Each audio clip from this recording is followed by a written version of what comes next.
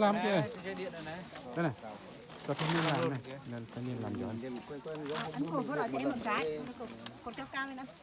cột ngay cái cổ rào hả cột nó chỗ kia hả chụp lên hàng rào hả đây là chụp có hàng rào đây đẹp thôi cao cao nó cho em không cao nữa có thể cột nào mà hello mọi người nha, hôm nay dành bà con đi tập huấn ngoài vườn cà phê được công ty KRG CRT tập huấn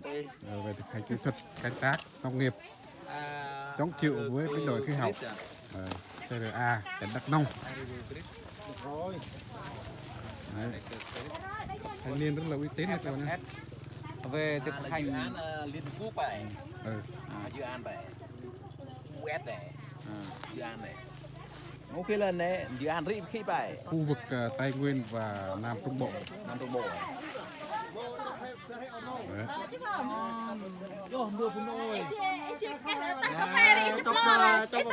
chụp lo này là con trai là đọc là nô của nó ai ra tàu ai đi lại đây này không thể bút được hoang này